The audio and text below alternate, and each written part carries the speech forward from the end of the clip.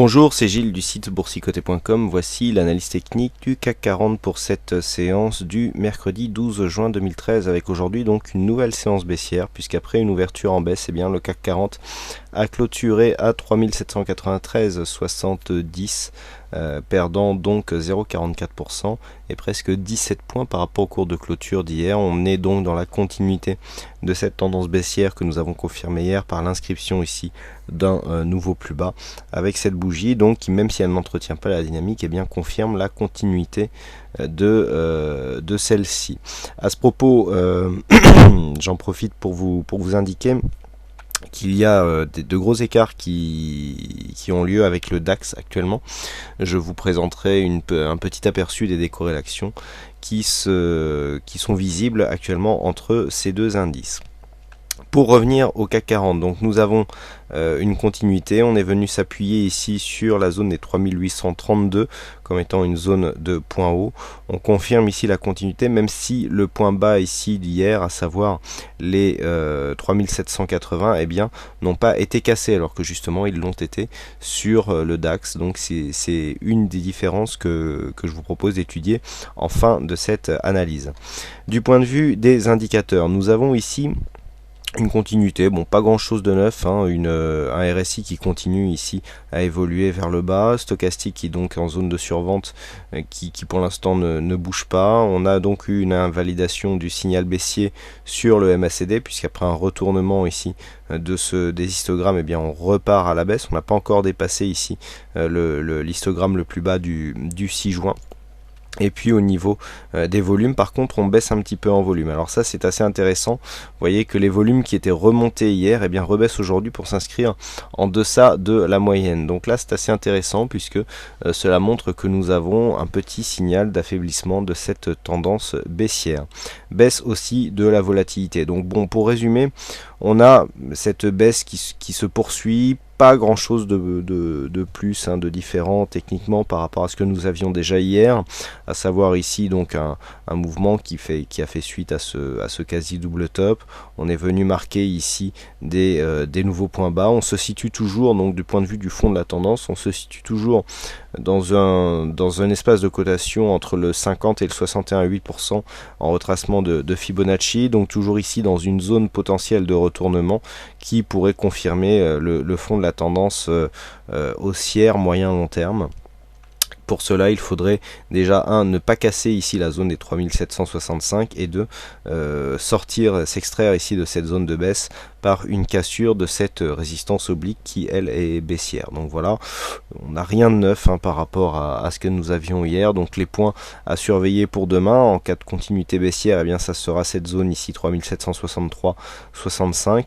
Et en cas de hausse ici, ça sera quasiment les plus hauts du jour, puisqu'on aura ici l'intersection entre cette résistance horizontale à 3832 et cette résistance oblique qui se situera justement sur les 3832 points qui sont quasiment les points hauts de la veille. Donc là on aura des zones de cotation assez intéressantes à surveiller si toutefois les cours venaient tester cette zone, ce qui n'a pas l'air d'être pour l'instant le cas puisque le CAC 40 est en train de tester ses plus bas du jour et donc d'enfoncer cette zone-ci, la zone des 3788, en tout cas au niveau des contrats futurs.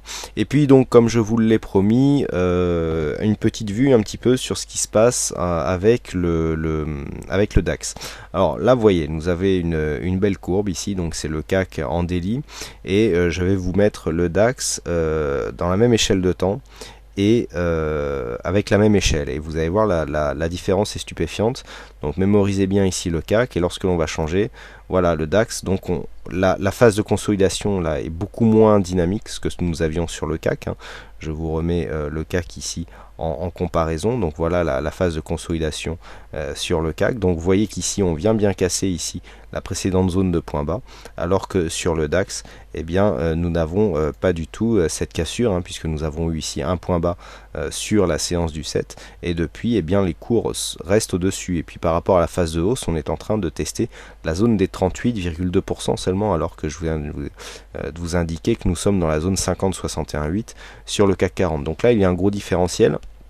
Alors différentiel qui est visible ici sur cet indicateur de corrélation qui est basé sur la force relative. Donc nous avons eu une première phase de surperformance du DAX ici sur la fin de cette phase de hausse. Il s'agissait d'un rattrapage, hein, je vous l'avais expliqué ici au sortir de la phase baissière. Eh bien on a eu un rattrapage du DAX sur le CAC, donc qui est bien visible ici. On a commencé ici à perdre un petit peu cette force, et puis la corrélation est revenue. C'est encore une fois inscrite dans ce sens, donc depuis le début du mois de juin, avec une hausse ici, vous le voyez, donc quand c'est vert, ça veut dire que le sous-jacent ici eh bien surperforme l'indice qui est donc de référence, le CAC 40 ici, hein. Donc si on agrandit ici voilà, pour avoir une vue un peu plus, on voit bien ici la corrélation, donc avec une grosse force relative ici qui monte par rapport à celle du CAC que nous avons là, et puis qui redescend, donc avec un phénomène de rattrapage. Et puis là nous avons eu une forte surperformance, hein, qui s'est surtout que l'on a surtout senti jeudi et vendredi, et qui a donné ici un gros écart entre le CAC et le DAX, donc justement sur cette phase de consolidation. Et là aujourd'hui nous avons eu un écart dans le sens inverse, hein, je vais y revenir tout de suite, qui serait peut-être le signe d'un changement de la corrélation. Alors en général, les changements de corrélation vont de pair avec des changements de tendance. Pour l'instant, nous n'avons pas de changement de tendance, mais il y a quand même le DAX qui a largement sous-performé le CAC aujourd'hui, et ça a été très visible. Donc, sur cette vue, on voit bien que bon, là c'est un peu aplati, on le voit un peu moins, mais si on compare par exemple sur ces deux bougies, donc là ici nous avons le DAX, hein, avec cette bougie ici beaucoup plus baissière que celle-ci, et bien si nous revenons ici sur le CAC, eh bien nous avons effectivement une grosse bougie rouge ici, une plus petite sur celle-ci. Donc attention au flux de cette corrélation qui serait peut-être en train de s'inverser. Voilà donc le petit supplément que je voulais vous indiquer. En tout cas, je suis personnellement sur ces mouvements actuellement, puisque j'ai toujours des positions en corrélation qui traînent. Voilà donc ce que l'on peut dire sur cette analyse technique du CAC 40 et puis accessoirement du DAX. Et alors aujourd'hui, il y a eu un jeu du fixing. Alors a priori, c'est Bono qui gagne au jeu du fixing. Je dis a priori car il y a Corentin qui nous a fait un très beau fixing, mais qui a ajouté un chiffre. À mon avis, il y a un 0 qui traîne. Et je tiens à le souligner quand même, puisque le fixing a été posté à 7h42 du matin, alors que tous les autres l'ont posté dans l'après-midi, et être aussi proche avec un horaire aussi éloigné, et bien personnellement je trouve cela assez précis, et donc je voulais le souligner. Donc c'est dommage, hein. Alors je vous rappelle que si vous faites une erreur au niveau du fixing, vous pouvez reposter une deuxième fois.